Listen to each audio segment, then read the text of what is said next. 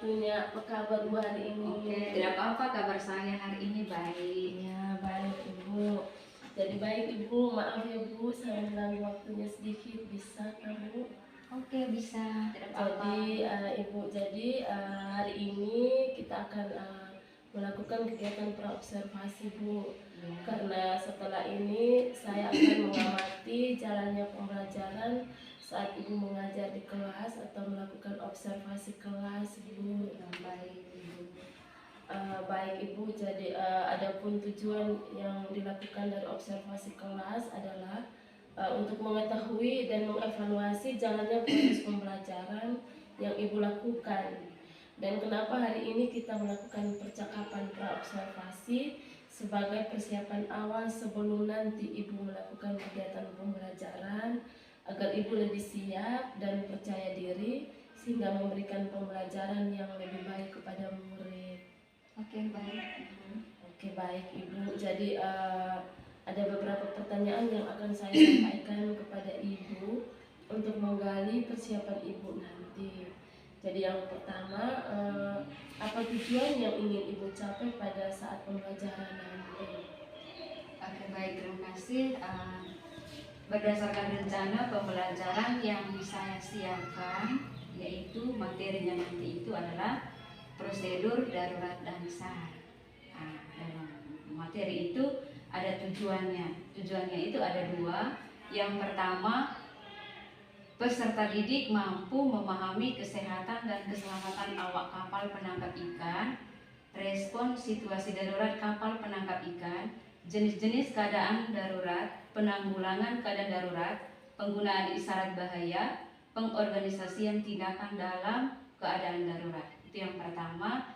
Sedangkan tujuan yang kedua, peserta didik mampu memahami pemberian bantuan pada situasi darurat, pelaksanaan SAR untuk menolong orang dan kapal lain sesuai prosedur operasional standar atau POS. Baik Ibu, jadi materi ini ada di kelas 11 NKPI ya Bu? Kelas 10. Kelas 10 NKPI, materi prosedur darurat dan SAR dengan ada dua tujuan pembelajaran. Ya.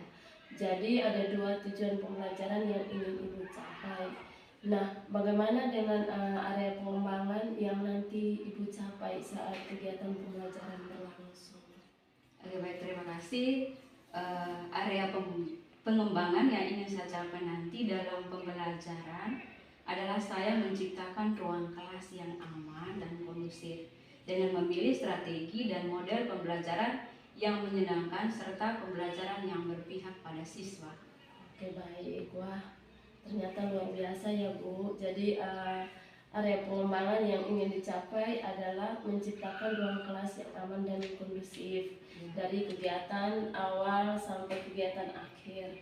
Nah, saat ini saya juga ingin mendengar bagaimana rancangan pembelajaran yang Ibu terapkan di dalam kelas terkait dengan strategi pembelajaran atau model pembelajaran dan juga metode pembelajaran yang nanti Ibu gunakan.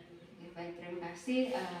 Strategi yang saya gunakan nanti yaitu pembelajaran berdiferensiasi berdasarkan kesiapan belajar siswa yang diintegrasikan dengan pembelajaran sosial emosional. Kemudian nanti saya akan melakukan pemetaan kebutuhan siswa sesuai dengan minat mereka. Ya, baik Bu, baik, luar biasa sekali ya Bu. Jadi bagaimana dengan media pembelajaran yang akan Ibu gunakan saat pembelajaran nanti saat itu? Oke, baik, terima kasih. Saya akan menggunakan beragam media seperti teks, lembar kerja, LCD, dan laptop. Oke, baik Ibu. Jadi kira-kira kapan Bu Ibu akan melakukan pembelajaran tersebut? Maksudnya hari apa dan jam berapa Bu? Oke, saya akan melakukan pembelajaran sesuai jadwal nanti, yaitu pada hari Rabu itu jam pertama, yaitu 7.30. Baik Ibu, jadi nanti hari Rabu di kelas 10 ya Bu, kelas 10 NKPI jam 7.30 saya akan datang ke kelas Ibu dan melakukan observasi kelas. Saya akan melihat dan juga mencatat hal-hal apa saja yang terjadi di dalam kelas ya Bu. Oke, baik. Oke, baik Ibu, terima kasih untuk kesempatannya Dan saya pamit ya Bu. Terima kasih Bu. Sama-sama. Selamat pagi Bu. Selamat pagi juga.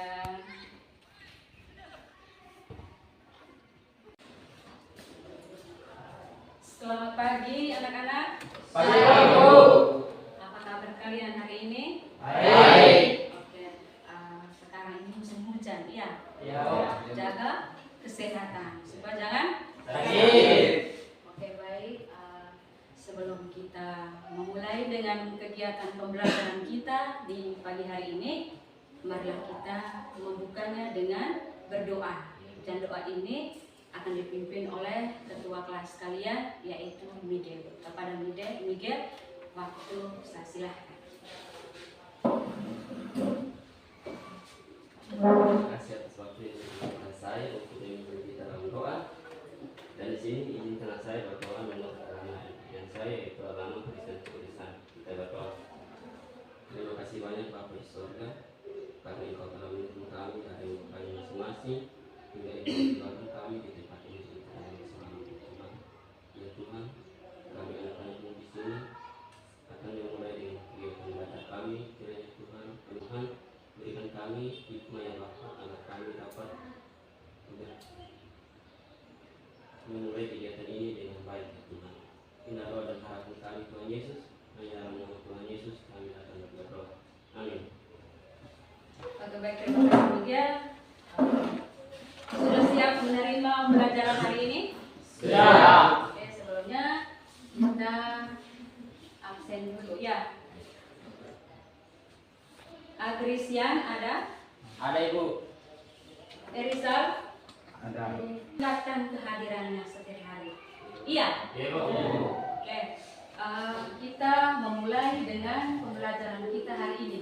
Tapi sebelumnya, Ibu mau bertanya. Kalian pernah naik kapal? Pernah. Pernah. Kalian itu naik kapal apa? Kapal ikan, kapal penumpang, kapal minyak, atau kapal pesiar? Kapal ikan. Tapi kalian naik kapal itu dalam keadaan darurat atau dalam keadaan normal? Dalam keadaan normal, iya toh? Ya. Atau kalian di atas kapal itu pernah dalam keadaan bahaya atau darurat? Tapi tidak. Yang kalian naik kapal itu pasti dalam keadaan Normal. dalam keadaan baik-baik saja. Nah, ketika kalian berada di atas kapal, kalian melihat orang jatuh ke laut. Anggap kalian ini sebagai ABK, bahkan penumpang. Kalian melihat salah satu penumpang jatuh ke laut. Apa yang kalian buat? Apa yang kalian lakukan? Siapa yang bisa menjawab? Coba Maya.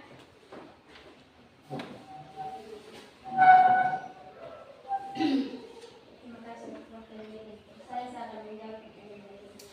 Ketika kami melihat orang jatuh ke laut, langsung memberikan isyarat dengan berteriak orang jatuh ke laut ke arah anjungan. Iya, berarti kalian memberi isyarat ke arah anjungan itu dengan berteriak orang jatuh ke laut. Dan ketika itu pula, kalian memberi pertolongan kepada orang itu, artinya orang jatuh ke laut, dengan alat penolong apa? Pelampung. Pelampung. Oke, terima kasih, tepuk tangan semuanya. Yang kalian lihat di atas kapal ketika kapal itu dalam keadaan darurat, artinya orang jatuh ke laut. Dan Ibu tanya lagi, kalau orang jatuh ke laut itu keadaan darurat atau bukan?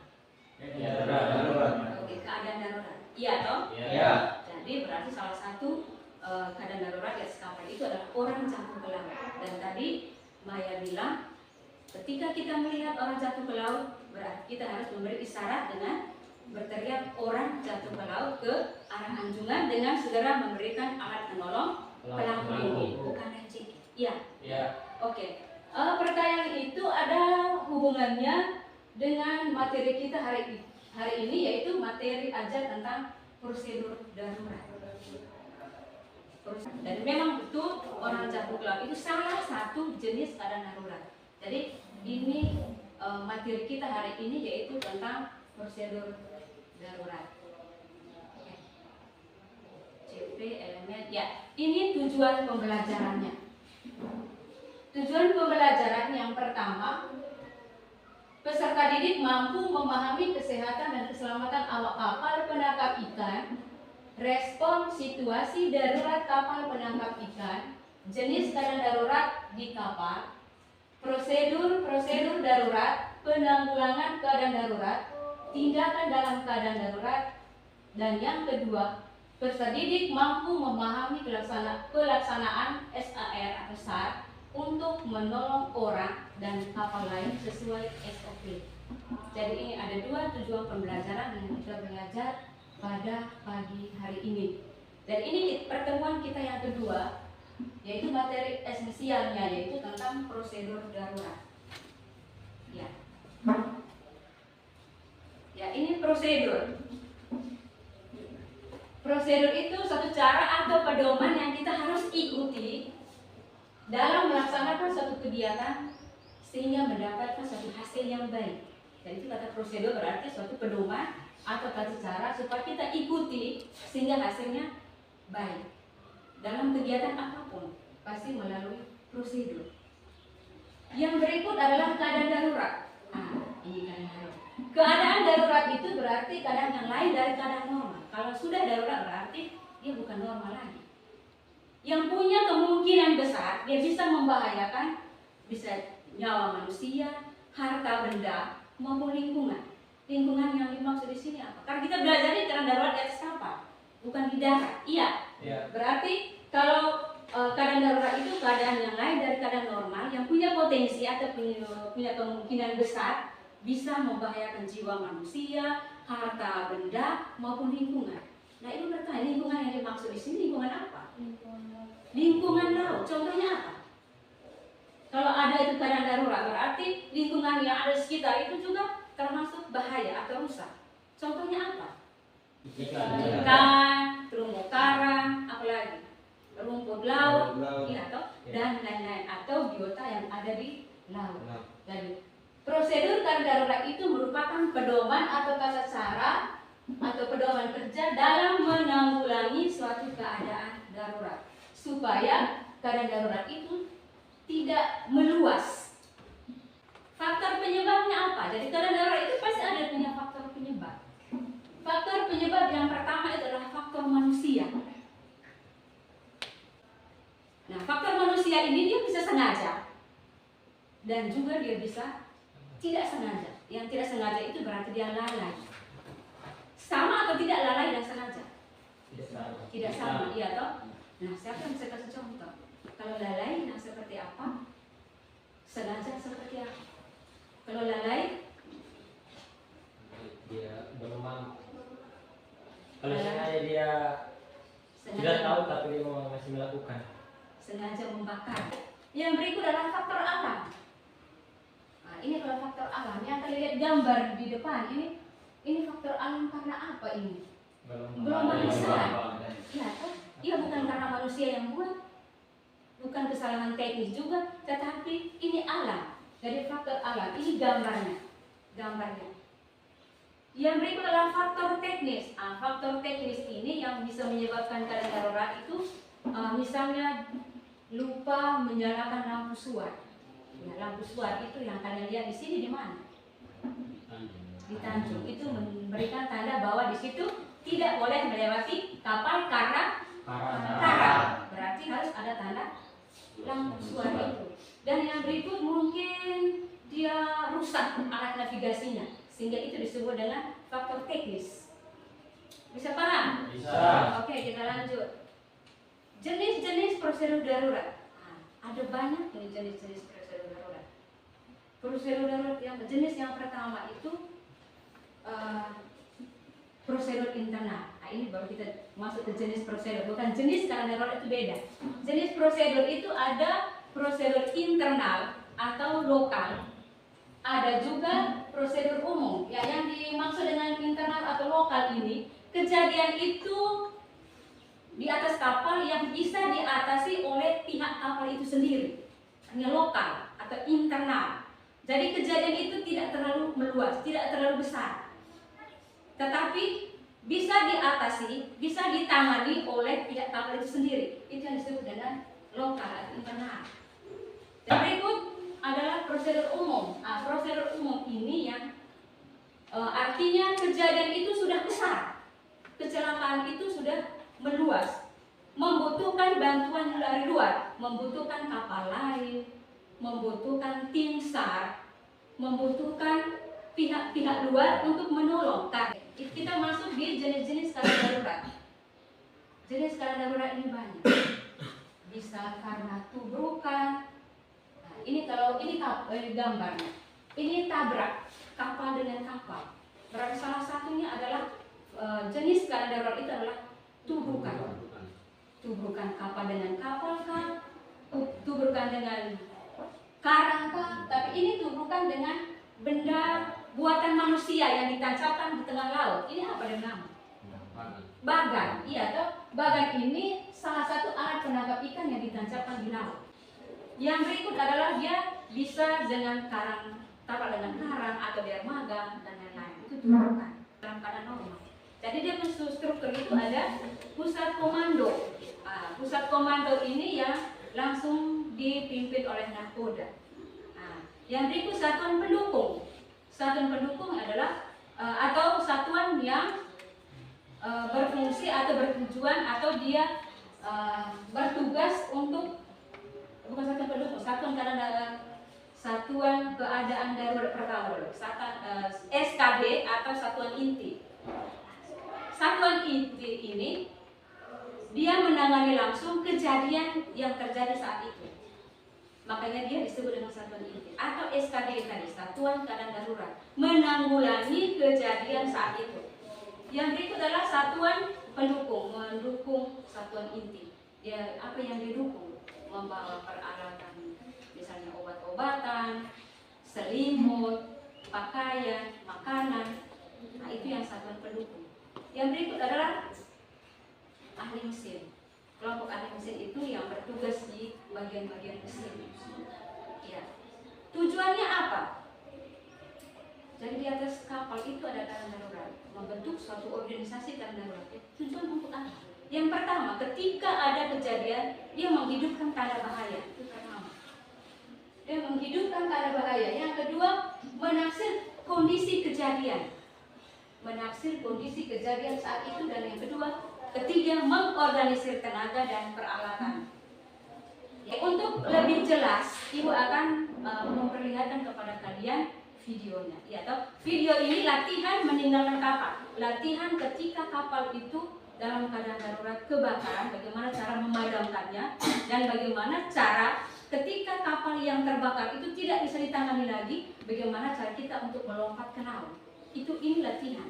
Jadi kalian tonton ya.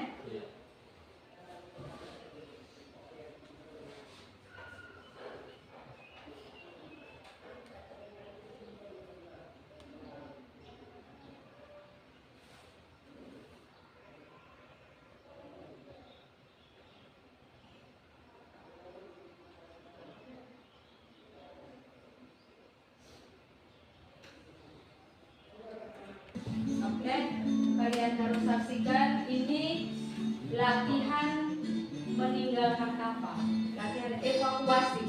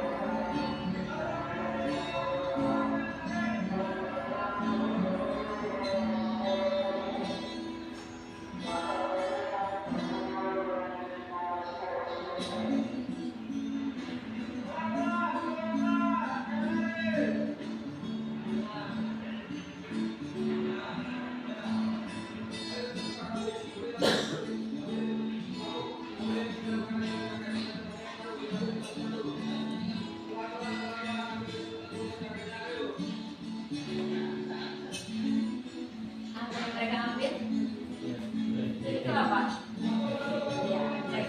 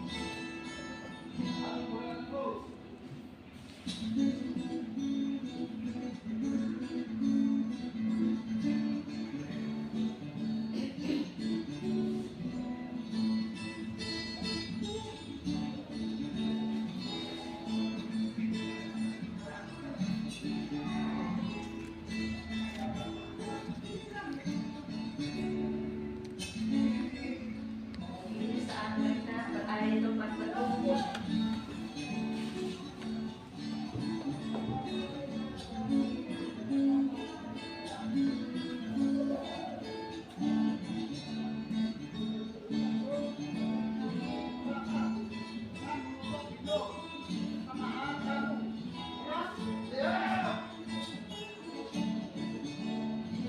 Perhatikan apa yang dibuat itu.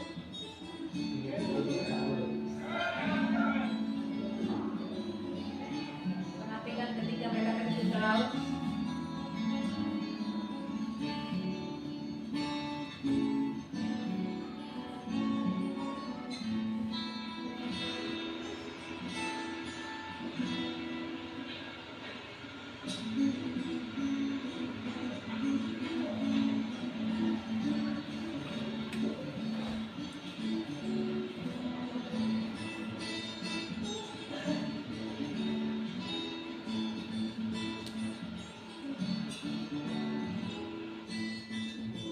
Ya, perhatikan mereka terjun ke laut.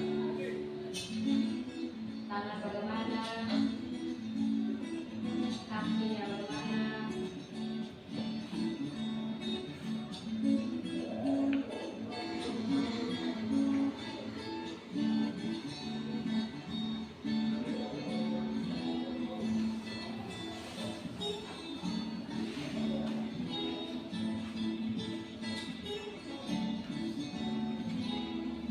Ketika mereka sampai di laut, apa yang mereka buat?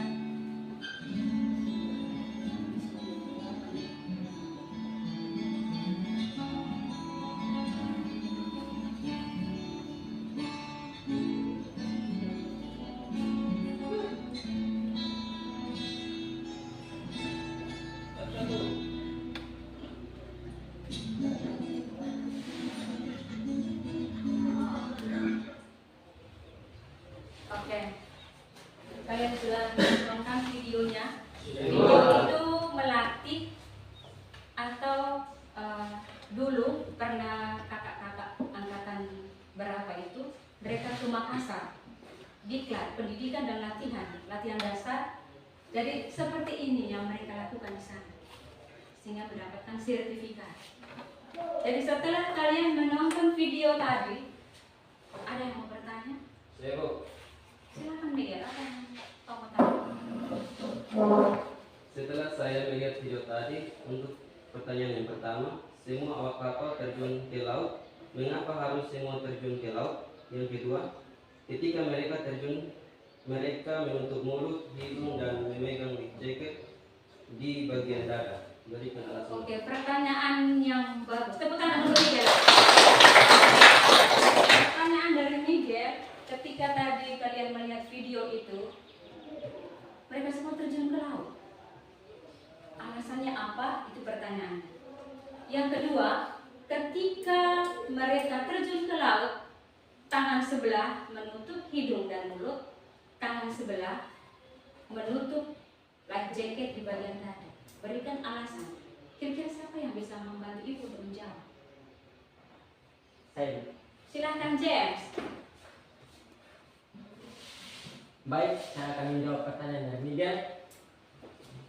Yang pertama, mereka terjun ke laut karena mereka ingin meninggalkan kapal karena kapal tersebut tidak bisa diselamatkan. Lagi. Yang kedua, mereka tutup mulut dan hidung untuk menghindari air masuk melalui mulut dan hidung serta memegang life jacket agar tidak terlepas ketika melompat ke laut. Oke, jawabannya luar biasa. Kita tepuk tangan. Jadi jawabannya sangat benar. Mereka itu kenapa terjun ke laut semua?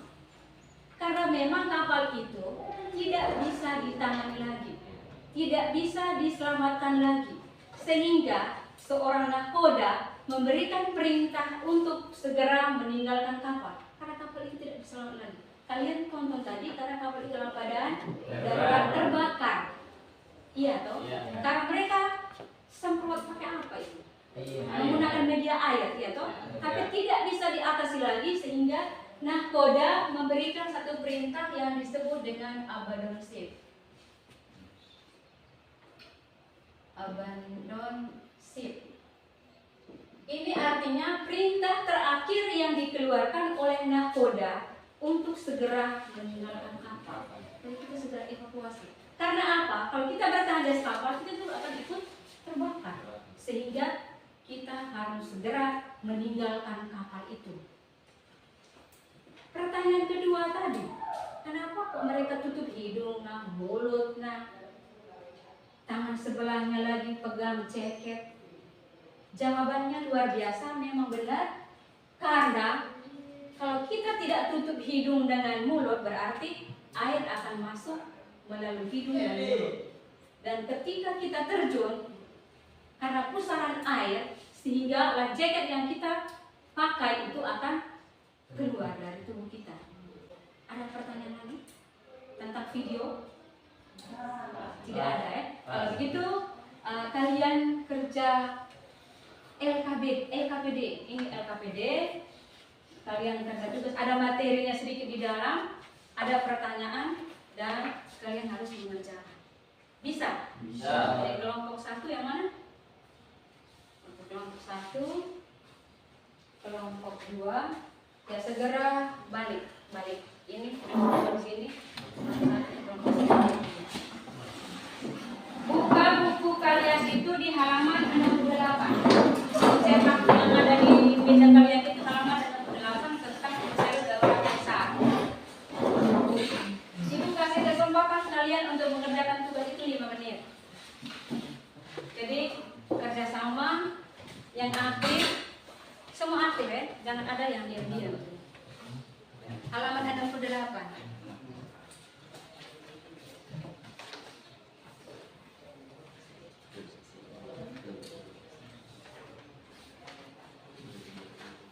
Ya, lihat masing-masing pertanyaannya di situ. Kelompok 2 ada pertanyaan? Nah, silakan ya.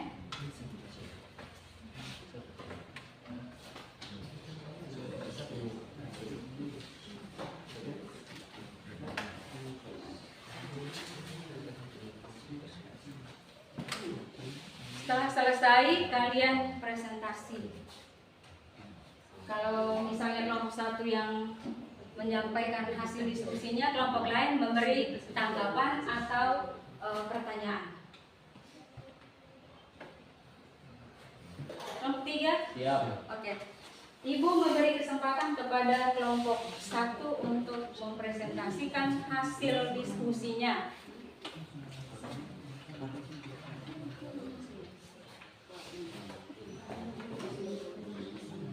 Oke, kalian berdiri di depan.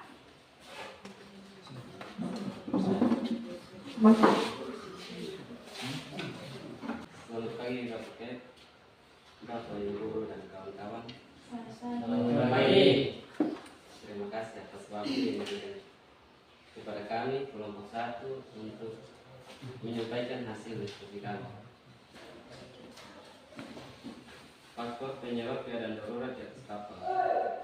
Faktor yang itu faktor manusia, contohnya lalai dalam melakukan tugas seperti lupa mematikan kompor, lalai dalam tugas jaga, kesalahan dalam membentuk trik pelayaran, membuang rokok sembarangan di tempat lain, dan lain-lain. Yang kedua, faktor alam. Contohnya, badai, petir, gelombang besar, letusan gunung berapi di laut, kabut atau tsunami. Faktor yang ketiga, faktor teknis. Misalnya, tidak menyalanya lampu suar, kerusakan alat navigasi atau kesalahan tanda-tanda di peta, dan lain-lain. Sudah? Oke, itu presentasi atau hasil diskusi yang dilakukan oleh kelompok 1. Kamu sudah dengar? Oke. Ada pertanyaan atau ada tanggapan dari kelompok 3 dan kelompok 2? Ada pertanyaan? Ada Ibu. Oke, dari kelompok 2 silakan berdiri. Dari faktor penyebab keadaan darurat di atas kapal, yang salah satunya adalah faktor teknis, misalnya tidak menyalakan lampu suar. Pertanyaannya, apa fungsi dari lampu suar tersebut? Oke, pertanyaan dari kelompok 2 untuk kalian, intinya adalah lampu suar itu fungsinya untuk apa? Fungsi lampu suar adalah untuk membantu para navigator adanya bahaya atau rintangan seperti karang, air dangkal, dan lain-lain. Bagaimana kelompok 2? Atau masih ada pertanyaan lagi dari kelompok lain? Satu saja? Ya, Ibu. Oke, dengan demikian kelompok 1 sudah mempresentasikan hasil diskusi mereka dan menjawab pertanyaan dari kawan dengan baik. Mari kita berikan tepuk tangan. Silahkan duduk, dan kesempatan berikut adalah kelompok 2. Silahkan maju kelompok 2. Satu orang mewakili untuk membaca.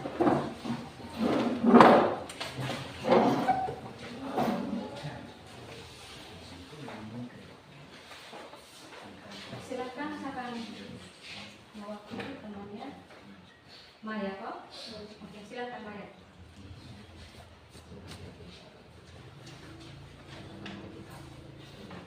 Selamat pagi rekan-rekan sekolah, Bapak Ibu guru dan teman-teman semua. Terima kasih atas waktu yang diberikan kepada kami kelompok 2. Kami akan mempresentasikan hasil diskusi kami.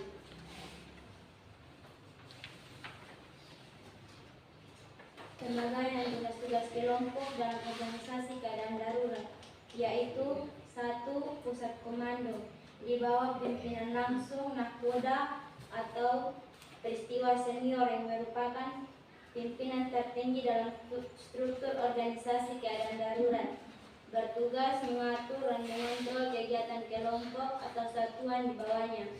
Pusat komando dilengkapi dengan perangkat komunikasi internal dan eksternal. 2. Satuan keadaan darurat atau satuan inti dipimpin oleh seorang perwira. Kelompok ini merupakan satuan inti penanggulangan keadaan darurat, bertugas melaporkan jenis dan situasi kondisi darurat serta menyerangkan jenis dan tindakan yang harus dilakukan kepada pusat komando. 3. Satuan pendukung. Kelompok pendukung dipimpin oleh seorang perwira, bertugas membantu satuan inti dengan perintah pusat komando dan menyediakan pembantu pendukung seperti perbekalan, peralatan, bantuan medis, obat-obatan, dan lain-lain. Yang keempat, kelompok alih mesin.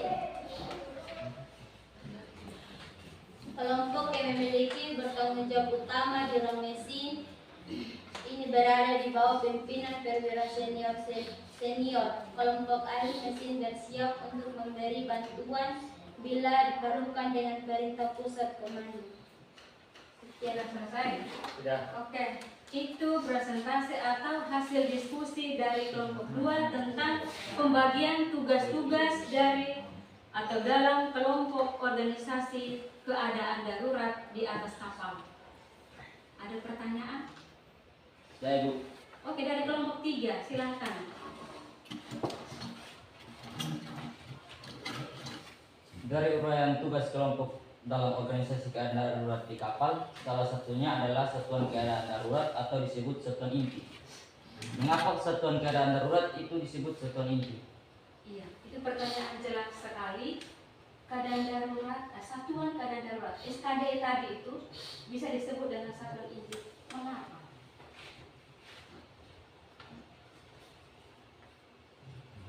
Silakan kelompok 2. Baik, saya akan menjawab pertanyaan yang ketiga. Baik, satuan keadaan darurat disebut satuan inti karena kelompok atau satuan keadaan darurat itulah yang menangani langsung kejadian serta bertugas melaporkan jenis dan situasi kondisi darurat serta menyarankan jenis dan tindakan yang harus dilakukan kepada pusat komando. Bagaimana kelompok 3 yang bertanya? Jawabannya cukup jelas. Jawabannya karena satuan itulah yang menanggulangi atau menangani langsung kejadian saat itu. Bagaimana? Puas? Puas itu. Oke, ada pertanyaan lagi dari kelompok 1? Tidak ada lagi? Oke, dengan demikian pertanyaan cuma satu saja. Mari kita berikan tepuk tangan untuk silakan kelompok 2. Siap-siap kelompok 3 maju.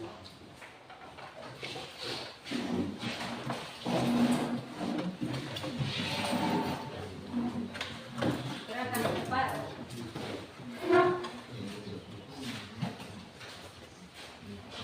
Oke, dan kawan-kawan semua dan teman-teman. Selamat pagi. Selamat pagi.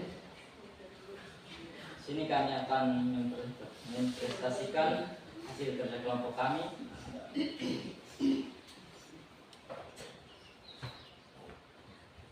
Gambar yang di atas adalah jaket rompi penolong atau yang disebut dengan life jacket. Life jacket atau rompi penolong berfungsi untuk mengampungkan orang yang menggunakannya dengan benar di atas air laut. Yang kedua, gambar yang kedua adalah pelampung penolong atau lifebuoy. Pelampung penolong berfungsi untuk mengampungkan orang yang menggunakannya di atas air. Gambar yang ketiga adalah pakaian sipur atau armrest suit. Pakaian sipur adalah suatu pakaian yang digunakan untuk melindungi tubuh dari hilangnya suhu tubuh dan mempertahankan tubuh tetap suhu yang rendah. Gambar yang keempat adalah sarana pelindung panas tubuh atau thermal protect eye. Sarana pelindung panas tubuh adalah pakaian yang terbuat dari bahan isolasi yang berfungsi untuk melindungi orang yang menggunakannya sehingga panas tubuh yang hilang karena suhu dingin dikurangi. Sudah selesai? Sudah, Ibu. Oke, itu jawaban atau presentasi dari kelompok 3. Bagaimana dengan kelompok 1 dan kelompok 2? Ada tanggapan atau pertanyaan untuk kelompok 3? Silakan dari kelompok 1.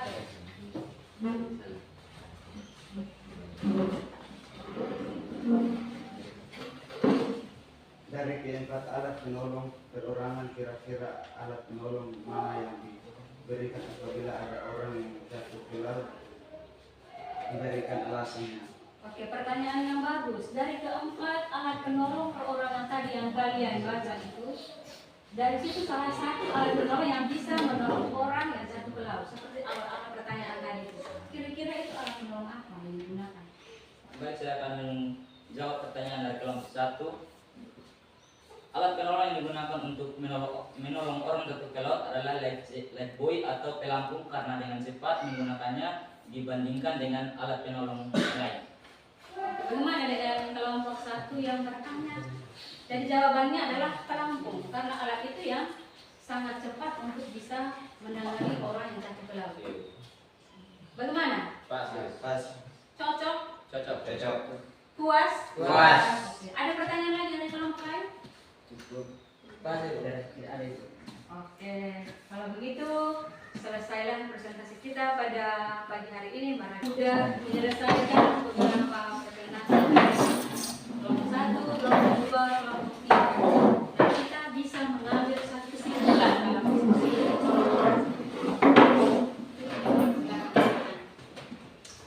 Kita bisa mengambil kesimpulan dari pembelajaran kita pada pagi hari ini. Kira-kira bisa tidak kalian membantu untuk memberikan satu kesimpulan? Saya. Oke, Hendra. Kesimpulan pertama.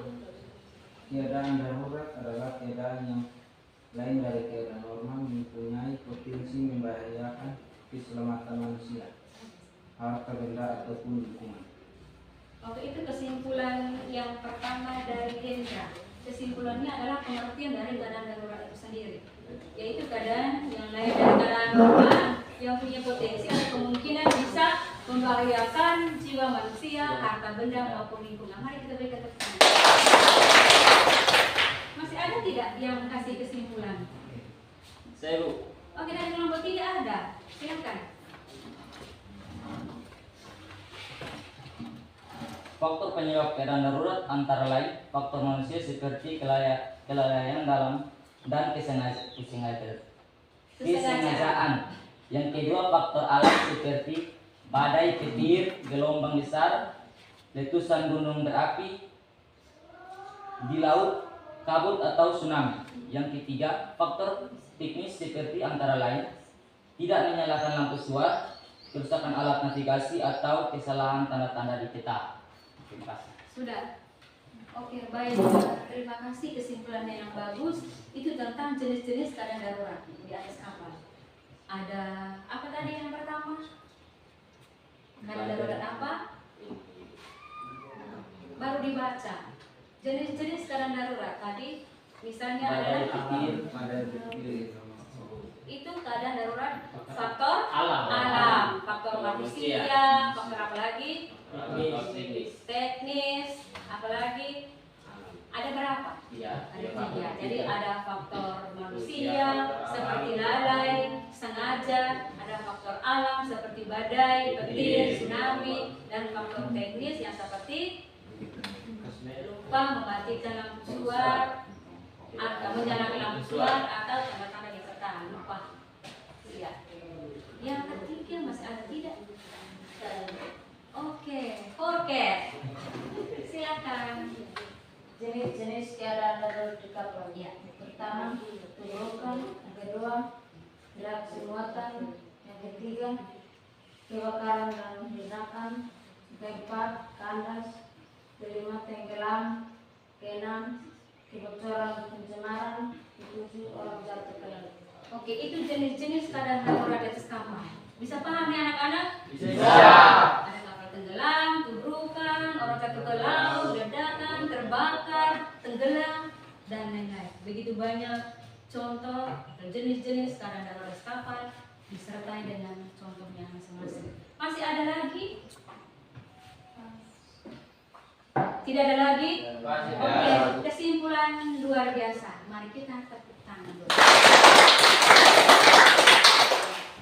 Oleh karena itu anak-anak, kesimpulan sudah selesai dan Ibu akan membagikan kalian tes formatif. Tetapi sebelum ke sana kita berdiri dulu.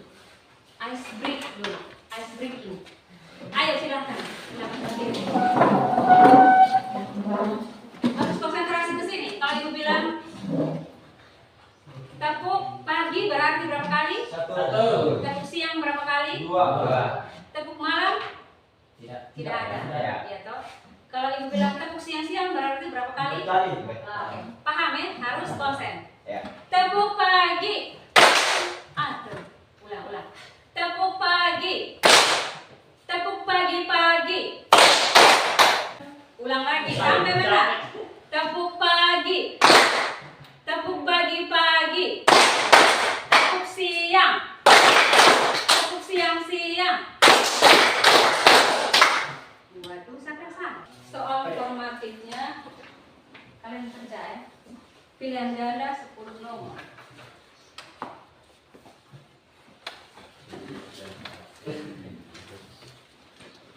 Silakan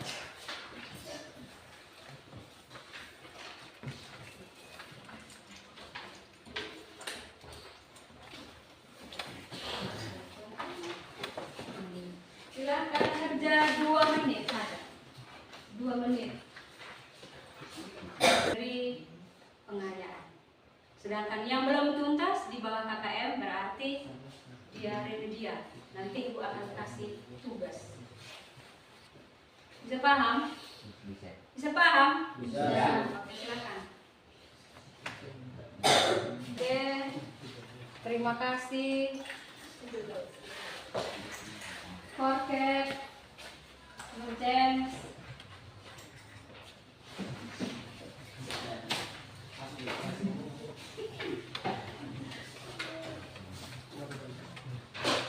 Silakan Maya, Sergi.